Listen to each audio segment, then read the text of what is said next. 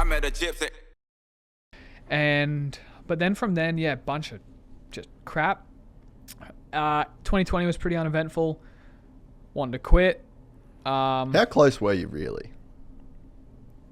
Yeah, like I was pretty close. That's so crazy, bro. So like went bike seized, collarbone, knee. A couple weeks later, knee, come back 4 weeks back on the bike, full shoulder reco. All right, come back. COVID, training, just trying to get back healthy, fit and strong. Coming to outdoors. First round, Loretta's, mutter.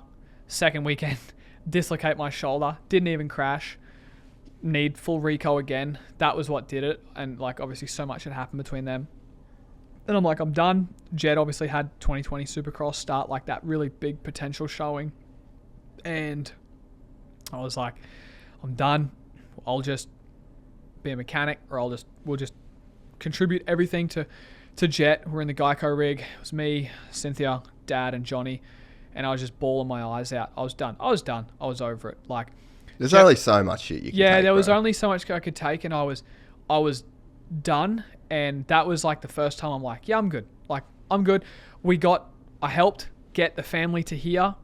Like, Jet, go do what you want to do. Let's follow your dreams. You know, we'll chase it. And I was completely okay with that. Like, I was really utterly okay with that. And there was the first time Dad didn't ever try to convince me other, because obviously he'd seen seen where I was then the day of, and he's like, let's just, get to Monday and see. And so like Monday. At this point, sorry to cut you off there. Right. At this point, like, had you been able to even make that much money? Like, was it to the point where you'd be able to like retire and no, like you didn't have properties, you didn't have like... No, we bought our first house the year prior. So no, it wasn't like that at all. So yeah, I'm just trying to get context of like making this decision. You're making this decision knowing that it's like you're gonna have to get a job, you're gonna have to work, we get a job. It's not like fuck it, call it a day. No. I'm Like, good. it's like, yep, I'll get a job. Whether that's just helping Jet out, going to the races with Jet, whatever it is, But like everything else, all my health issues were also ongoing. Anytime I'd crash, I didn't crash a lot, but when I would crash, dude, I'd just break. Something to break. Brittle. Yeah. Health issues, like just a lot. Like, dude, cycling, everything is so damn hard because my body's essentially eating itself away. Like, I'm a type 2 diabetic, like, come to find out. Developed from all that shit. And yeah, I was done. And he's like, let's just, we'll get home and we'll see. Sunday, get home. I'm still like, I'm good. Like, I'm done. Just kind of, poor You'd me. like made peace with it. Yeah, like poor me, depression. Not even depression, just like sorrows. Sitting in the dark. Poor me, right? Yeah. Monday, Dad calls. He's like, hey, what do you reckon, mate? How you feeling and stuff? And yeah, whatever. Like, yeah, I'm alive. Like, and he's like, yeah, why don't you come riding with us tomorrow? We're going to go to a place not far from here. We'll go for a ride. And I'm like, yeah, right, I suppose. And he just like, hey, why don't we just try riding today and we'll see, like just day by day kind of thing. And it wasn't actually pretty recently I seen something and it kind of clicked, and I don't even think he knew what it was, and I certainly didn't know what it was. And it was like, don't quit now because you're emotional, right? You never make any good decisions emotional. Just quit tomorrow when the emotion's gone. When you get tomorrow, the emotion's not there and you're like, I probably don't need to quit. And it was simply just that. So, and then kind of revamp, struggle out the rest of the year, like still struggled, but like I was doing it mentally, not really doing it, just kind of going through the motions, and then kind of had a guy reach out back home and help like rebuild myself pretty much mentally from the inside out, more or less. Not a therapist or anything like that, like more of a performance coach way of things. And yeah, it was really, really good. Really good. And then from then on, 2021, going into 2021, that was when it started to click. I was second in the Supercross Championship, was getting podiums. I had my first ever Supercross win at Dallas. The COVID residency, went second place. The first Dallas ran, won the next one, had the red plate, like started doing really well, finished third in the motocross series.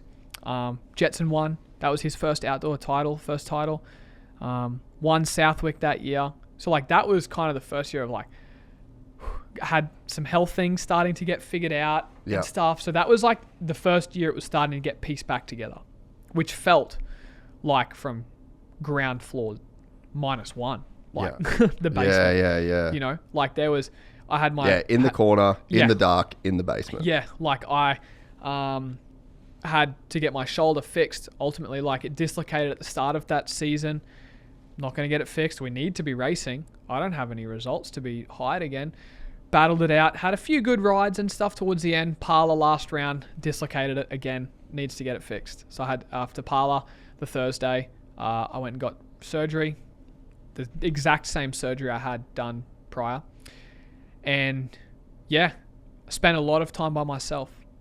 Stayed with Osho, worked with this mate of mine, performance coach, and who was in Australia. We just do Zoom calls. And dude, I spent a lot of time with myself, which was a good thing.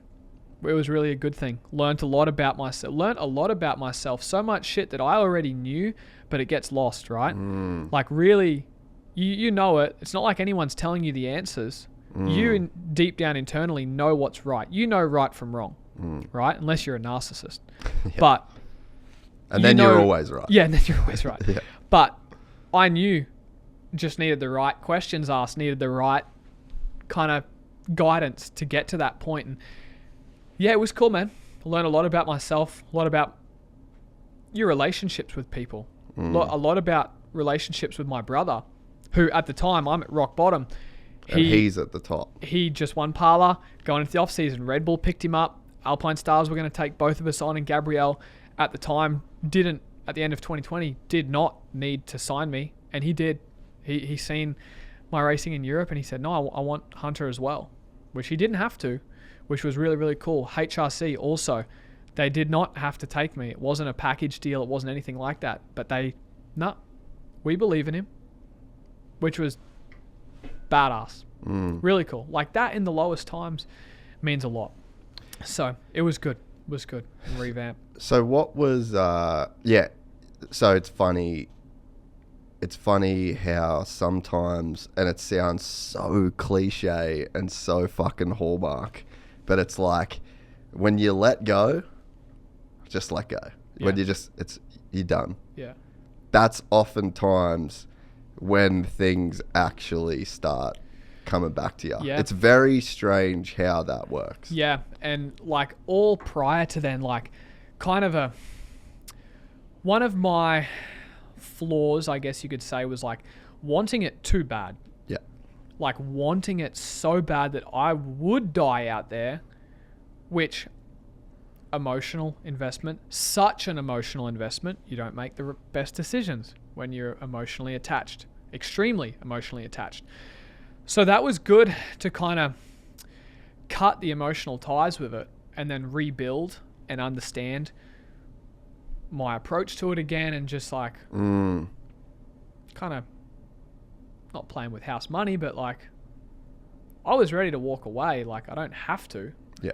We don't have to do anything in this lifetime, but you make the decision to go out and do it. So yeah, it was good, man. It was good. And just a less emotional approach. And honestly, since then, like kind of not caring really helped.